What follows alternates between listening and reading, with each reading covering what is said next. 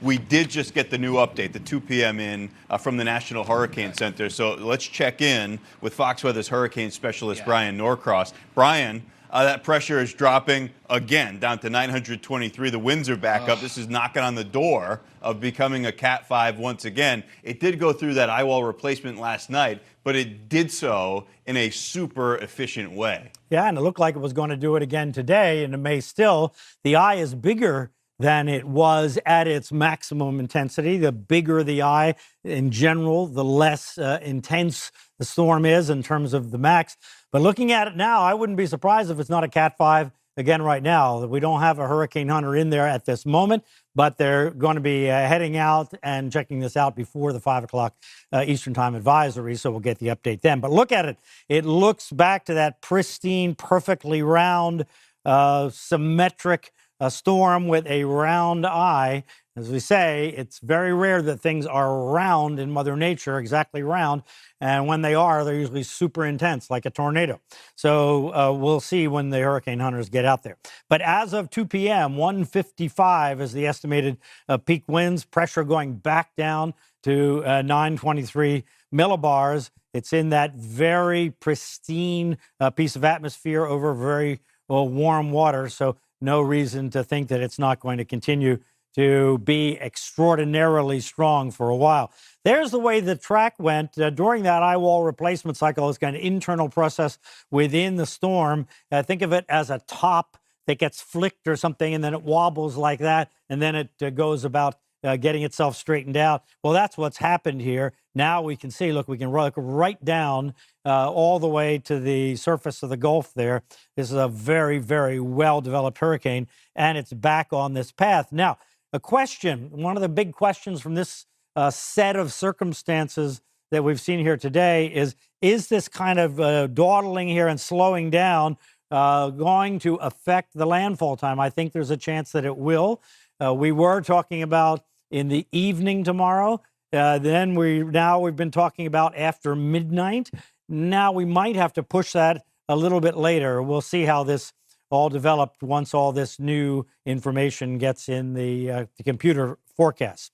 All right, so here's the timing right now and the forecast. So Hurricane Center saying that by this evening, 150 mile an hour Category 4 hurricane, but we see it on 155. We see it getting very well developed. Well, we'll see. The idea is that over this part of the Gulf here, where the conditions are extremely conducive, based on everything we know, to having a very strong hurricane or strengthening, could go up to 160 or 165, then could go back down as that internal process system happens with the eye walls and so forth. And every time it does that, it makes the system bigger. So the energy gets spread out over a larger area, and that's bad for storm surge. But the idea is until tomorrow morning, it's still a very strong hurricane, Category 4, solid Category 4 hurricane. Then the whole atmospheric pattern changes, and we get these strong upper-level winds driving dry air into the core. So there'll be a weakening process, and her estimate by tomorrow evening, nominally 8 p.m. Eastern Time, as 125 mile an hour Category 3 coming ashore, according to the timing as of the morning advisory, after midnight there, somewhere maybe Category 3-ish, plus or minus, and then slowly weakening over the state of Florida. About 100 mile an hour winds in the vicinity of Orlando. For people in metropolitan Orlando that have been around for 20 years, remember Hurricane Charlie? Think of Hurricane Charlie, but over the whole of Central Florida, not in those kind of corridors that Charlie affected in 2004. Then it moves offshore, still a hurricane, but evolving into a nor'easter, really. But the point is, it's driving water back at the Florida coast. So that's going to be on Thursday, storm surge, nasty weather in North Florida, dangerous weather.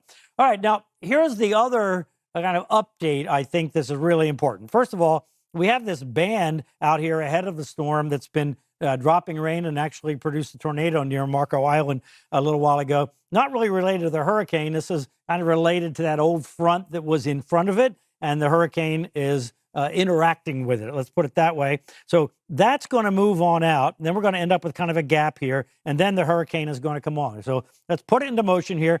Here's the time. So we're going through the night tonight into the morning. And now look what we have. See, you notice we had that kind of drier period move over the state.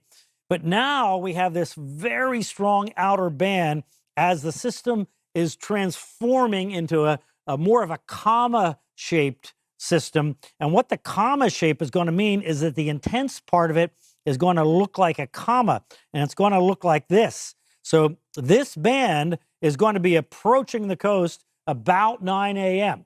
So if there's some kind of preparation going on, it needs to be done in those early morning hours. I would think by 9 or 10 at the latest. We don't want people out and about because there can be tornadoes in these bands. Now we're talking about a serious band related to the hurricane. And then we're going to watch where this goes. And watch as we go forward in time. Here we are Wednesday, tomorrow morning. Now we go forward in time and see the comma nature of it. And so look what happens. Dry air comes in here. We'll have much less rain in the southern part of the state, but we will have the wind with this coming in, driving the storm surge.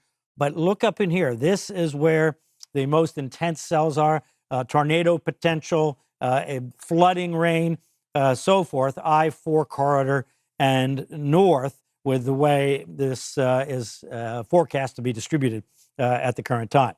Now, so that's the issue with when the bad weather will start. So like I said, plan to be where you're going to be in the morning hours tomorrow to ride out the storm.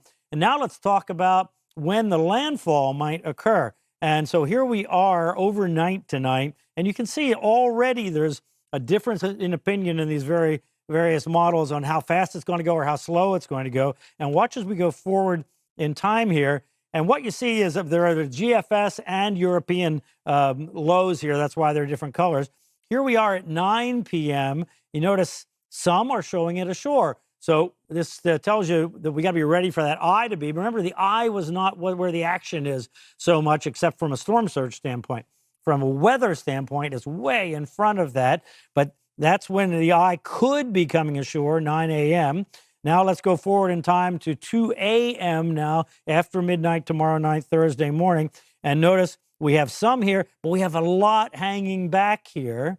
So like I said, the issue of all this dawdling around in the Gulf might be going to be indicated in the forecast in terms of potential slowing. And then there's all these different opinions about how fast it's going to move. So bottom line is we all need to be ready for this thing to come ashore in the evening tomorrow, but we also have to have in our mind, it might take another 6 hours or more before it actually comes ashore. So hurricane warnings for all of Central Florida, tropical storm warnings, 40 mile per hour or higher winds to the south and the north. So everybody's pretty much geared in on that. Storm surge warnings on both coasts now, Cape Canaveral and north on the northeast coast of Florida. You know about the up to 15 feet around Tampa Bay, but it's not just Tampa Bay. It's south, down all the way to Sarasota, Longboat Key, down to Venice and Englewood.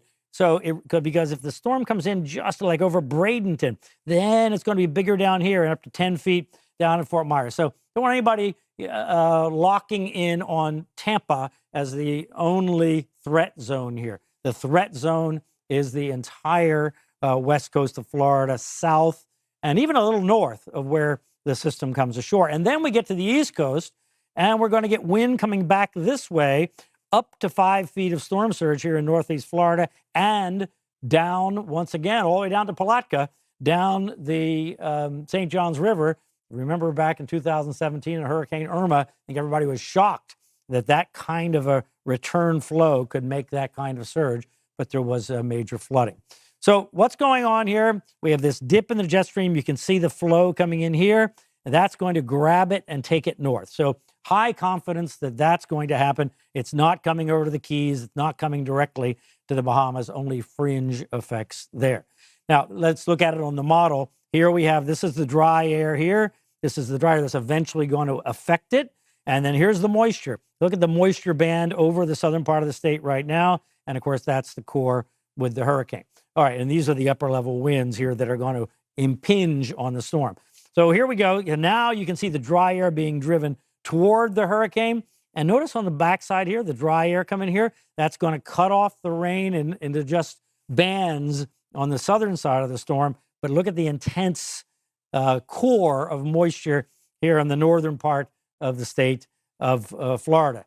Now, if we talk about where are the winds blowing, there, look at the winds. See, the winds are still big. Even though the dry air is coming around here, the wind area is still big, takes up the whole west coast of Florida. Now, this is tomorrow evening. Let's go forward in time as the storm moves across the state. Now look where the wind's coming. Strong out of the northeast, driving the water, the ocean water, into the northeast coast. And this is why we have the storm surge alerts for the northeast coast, Florida and Georgia and South Carolina, all north of Cape Canaveral. So here's the corridor for the strongest winds, the heaviest rains, and the greatest potential of flooding. It's essentially the I-4 corridor from Tampa to Daytona Beach, plus or minus, and especially north of there. So it's an unusual situation in, we're used to the worst of storms being to the right of the center.